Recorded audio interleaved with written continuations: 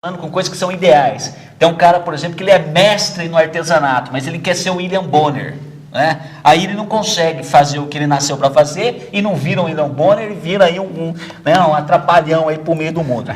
O objeto de desejo nunca é real. Isso porque nunca desejamos o objeto real, mas aquilo que esperávamos que ele fosse, o ideal. Como é que essa coisa do real e do ideal? Por que isso, Renato? Luciano, assim, se a gente colocar isso, transformar uma frase muito filosófica assim, numa coisa bem coloquial, talvez fique mais claro, né?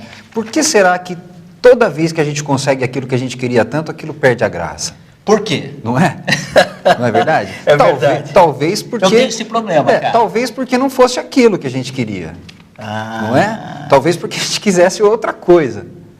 Não é? Mas aquilo se parecia trazer a satisfação daquilo que a gente queria, e aquilo que a gente queria estava bem longe da realidade, e a gente acabou se contentando com aquilo. Você anda querendo coisas que você nem deveria querer? Aliás, tem um outro psicanalista que tem um livro que eu acho muito bacana, o título do livro, o livro mesmo eu não li, mas o título do livro é assim: você realmente quer o que você deseja? É nessa direção, né? Com certeza. E a gente está querendo muita coisa. Ô, meu amigo, presta atenção no negócio. A gente está querendo muita coisa que a publicidade está dizendo que é legal, que a propaganda diz que é legal, que o nosso amigo diz que é legal, e a gente não está parando para olhar para nós mesmos e vermos o que é que nós intimamente realmente queremos. E isso é buscar a nossa verdade, porque quando o Renato está falando de verdade, não está falando de verdade sociológica, não. Está falando de verdade social, está falando de uma verdade sua. Quem é você? Não, e assim, Luciano, é interessante porque, como você está colocando, quando as minhas verdades são as verdades do outro, talvez porque eu esteja sendo guiado pelo desejo de ser desejado pelo outro. Então, pouco importa a minha verdade. Mas se eu for desejado por você, está ótimo. Ser desejado pelo outro é um desejo de todo mundo. É o maior de todos. Só que ao mesmo tempo, apesar de ser o maior desejo de cada um de nós, é justamente quebrando esse desejo que a gente começa a conhecer a gente mesmo. Porque aí a gente começa a olhar para o eu verdadeiro, e não para o eu falso que é criado para ser desejado. O desejo, assim, querer ser desejado pelo outro não pode ser maior que o meu desejo de... Eu não sei se não pode ser maior. Deve ter sempre um jogo muito interessante entre os dois. Tá. Um é inevitável, o outro eu tenho que crescer nessa direção, eu preciso desenvolver isso. O desejo de ser desejado é inevitável. Tá. Né? Agora, o desejo de crescer, né, o desejo de conhecer a si mesmo é aquele que eu preciso treinar, preciso ler esse livro, preciso...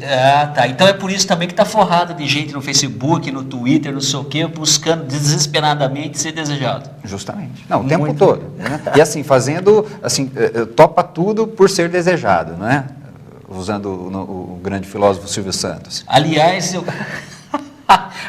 eu quero fazer um programa aqui discutindo esse pessoal, garotas especialmente, que fazem striptease dentro de casa pela webcam. É um programa que eu já vou fazer aqui, tá? Esse negócio tem a ver com isso aí. Renato, tem uma outra coisa que eu já vi, você discute isso, você discute isso no livro. Sim. Nós já discutimos isso, eu já vi você comentando isso em outros espaços e em palestra sua, e eu acho que deve ser uma coisa importante aí para o teu pensamento, que é maternagem. Sim. Porque eu conheço a expressão maternidade, né, materno, parará. Maternagem eu nunca tinha escutado. Eu escutei com você e estou vendo de novo aqui no teu livro. Queria que você falasse um pouco sobre isso. Não tem nem no Word, né? Se você colocar lá, ele vai dar erro no Word. Assim, na verdade, Luciano, maternagem é uma ação própria da mãe. O Bion usava bastante a maternagem como reverie, ou função alfa. Né? A forma que a capacidade que a mãe tem de receber impulsos caóticos do bebê, impulsos confusos do bebê, e devolver para ele de uma maneira que ele possa compreender ou que ele possa digerir.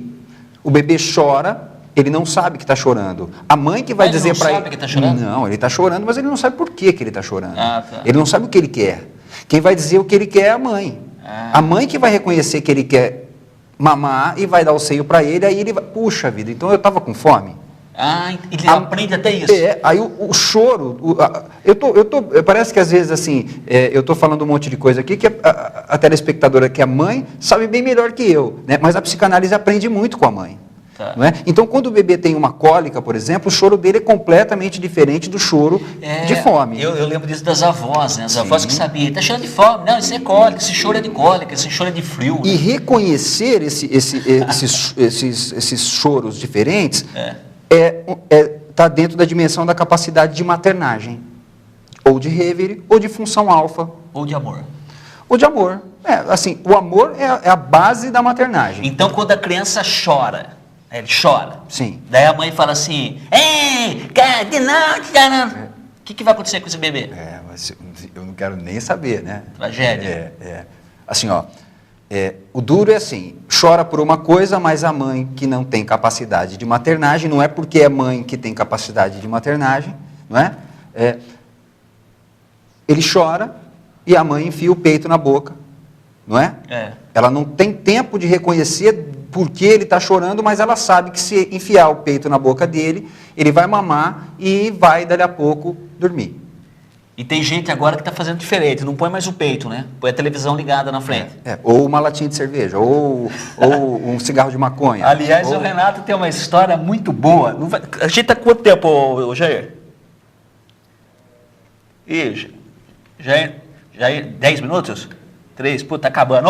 O Carlos André, obrigadaço pela audiência. O Carlos André, Alex Pellicer, Jean Menezes, um abraço, obrigado pela audiência, obrigado mesmo. Jean Menezes, colega nosso lá na Unilago, grande figura, sociólogo. Um abraço, Jean. Juliano Silva, Suene Amorim, Edu Oliveira, olha, tá descendo uma porção de gente aqui, André Silva, Marcos, Carlos, Eduardo, toda essa gente está participando já, tá? Do sorteio do livro que eu vou entregar amanhã. Amanhã eu já digo aqui no programa quem é que ganhou o livro. Carlos André, Alex, Juliano, Jean Menezes, Edu Oliveira, já é a primeira galera aí que está participando do sorteio desse livro.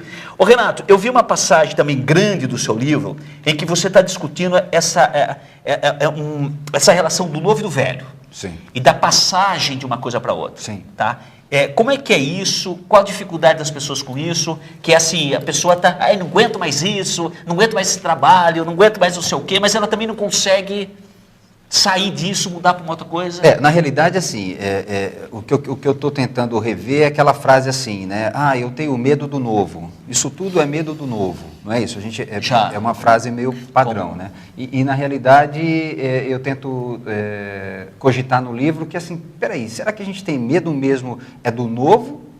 Ou é de que tudo aconteça novamente da mesma forma? Não é? Será que eu tenho medo realmente daquilo que vem e se mostra como novo? Ou eu tenho medo de que aconteça as mesmas coisas? De que eu vou me frustrar novamente e que aquilo vai dar errado novamente, não é? Eu fico pensando assim, será que é do novo? Será que se é novo mesmo, como é que eu posso ter medo? Eu tenho medo, né? Assim, a criança, quando cai a bolinha lá no quartinho do fundo e a luz está apagada e a porta está entreaberta, né? Ela tem medo de ir lá por quê? Porque lá tem o desconhecido ou porque lá tem o bicho-papão que ela conhece muito bem? Tá. Você consegue entender? Entendi. Quer dizer, ela tem certeza que o bicho-papão está lá. Não é novo. Tá. Então isso significa dizer o quê? Que a pessoa, quando vai transitar para o que é novo, ela tem que saber nela mesma se ela não vai repetir padrões. Justamente. Quer dizer, será que ela mesmo não está pondo o bicho-papão lá dentro? A partir dali, ela é dona dela própria e ela vai poder escolher para onde ela quer ir. Né? A partir do momento que eu não consigo ser dono de mim mesmo, aí eu fico à mercê da repetição. Tá. Luciano, eu queria pedir licença para você, assim, para dizer que aquele que não tiver a fim de ficar se arriscando no sorteio, pode também comprar o livro.